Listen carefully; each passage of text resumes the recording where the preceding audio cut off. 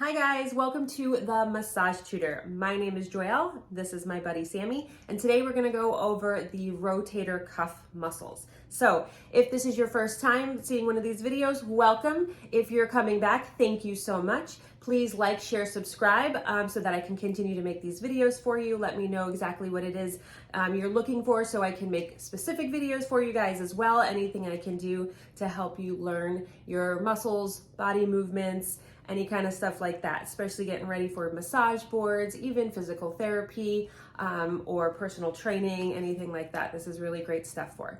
So today we're gonna go over the rotator cuff muscles, usually referred to as the sits muscles, S-I-T-S, sits, because we have supraspinatus, infraspinatus, teres minor, and subscapularis. So just so you know, when I do any of my muscles, movement, bony landmarks, that kind of thing, I always reference this book here. So of course, every book that you come across is going to be a little bit different from one text to the next. So this is the one that I personally reference, The Trail Guide to the Body by Andrew Biel. And again, we're going to be going over the rotator cuff muscles. So if you know your bony landmarks, the rotator cuff muscles are actually kind of easier to learn because the bony landmarks of the scapula are pretty much a cheat sheet. They're named for each other. They're named, the rotator cuffs are kind of named after where you're going to find them on the skeleton. So a lot of times you're going to come across patients, clients that are going to have a lot of rotator cuff issues. It's an extremely overused joint, the shoulder joint, the glenohumeral joint. The muscles are extremely overused. So you're gonna see a lot of that probably in your adventures as a massage therapist and that kind of thing. So the shoulder joint, of course, is a ball and socket joint. You have the head of the humerus here that sits against the scapula here. This is the glenoid cavity of the scapula, this nice little space right here. So glenoid cavity, head of the humerus sits in there, ball and socket joint. So it has all kinds of movement. The shoulder can do flexion, extension, abduction, adduction. It can do horizontal adduction and abduction, rotation, of course, and then circumduction, which is all the movements put together. Okay, so a lot of use, a lot of overuse. You're going to see a lot of frozen shoulder, that kind of thing when it comes to the rotator cuffs and the shoulder. So let's get started. I'll bring Sammy a little bit closer. We can see a little bit better. We're going to start with the supraspinatus muscle. So supraspinatus is sitting here in the supraspinous fossa of the scapula. So supra meaning superior to, spinous referring to the spine of the scapula. So superior to the spine, fossa, that fossa being a nice smooth surface. So supraspinous fossa. Supraspinous fossa is where he's going to originate. So he's glued down in there. He is deep to that trapezius muscle.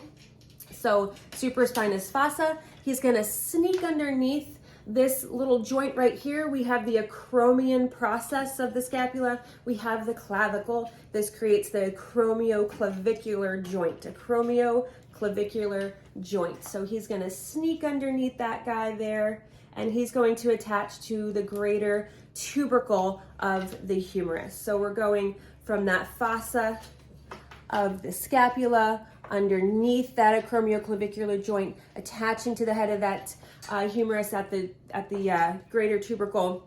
So when we shorten that muscle, when we contract that muscle, remember we're going to bring insertion towards origin. So he's going to abduct that humerus, abduction of the humerus. So shortening of him, he's going to abduct that humerus. So supraspinatus is kind of like our bird wings, where we're going to raise those arms up in the air. Supraspinatus, the supraspinous fossa there of the scapula, inserts on the greater tubercle of the humerus, abduction of the humerus.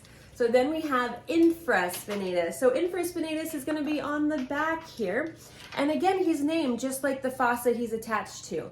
So we have here the infraspinous fossa of the scapula. Inferior to spinous, to the spine of the scapula there. This is the spine of the scapula. So he's inferior to the spine of the scapula, a fossa, this nice smooth area here. So infraspinatus is going to originate on the infraspinous fossa of the scapula. He's also going to attach on that greater tubercle with his buddy. So it's kind of easy, kind of nice that the first three sits muscles or rotator cuff muscles are going to all have that same attachment. So they're all hanging out there together. So he's going to come from this fossa, attach to that humerus. He's going to contract. He's going to pull that shoulder back. And so it's going to cause a lateral rotation or a external rotation, either way, but it's going to rotate that shoulder back towards the back of the body, lateral or external rotation.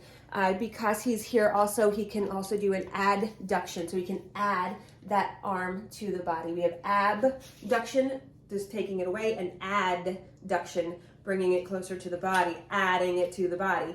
So infraspinatus, he's back here. We're going to laterally rotate and adduct that arm, that humerus, all right? So infraspinatus. And then we're going to have the teres minor, excuse me, we're going to do the teres minor. Teres minor hangs out here with his buddy infraspinatus. He's going to be on this lateral border of the scapula. So we have the lateral border further from the body, and then the medial border, which is closer towards the body. He's going to be on the lateral border hanging out there with his buddy infraspinatus. And he's the upper 2/3 of that border. So if we cut this border into 3 slices of pie there, we have those upper 2/3. So he's the lateral 2/3 border of the scapula.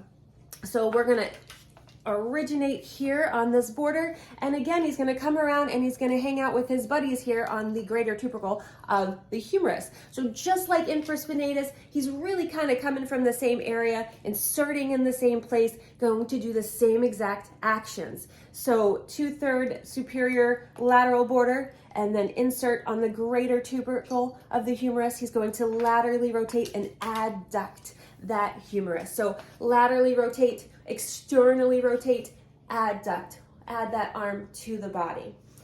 And then finally, last but not least, we have the subscapularis. So sub, going under, just like a submarine is below. Subscapularis is going to be this undersurface here on the subscapular fossa of the scapula, the subscapular fossa. So the nice smooth, so just like this is a nice smooth area, there's another one here underneath the scapula. It's sandwiched between the muscles of the ribs. So you're gonna have a nice gliding motion of the scapula because you have muscles that are kind of sandwiched in between each other here. So subscapularis is gonna originate on that subscapular fossa all the way underneath the scapula. He's going to come to the front of the arm here, and he's going to insert on the lesser tubercle of the humerus. So you have a little bump here. This is the lesser tubercle. So your first 3 are going to come and insert onto the greater tubercle. This guy's going to come from the front, and he's going to stop short at that lesser tubercle. So again, when we contract that muscle, we're going to bring insertion towards origin. So he's going to medially rotate or internally rotate that shoulder. So he's deep, deep under there into that scapula.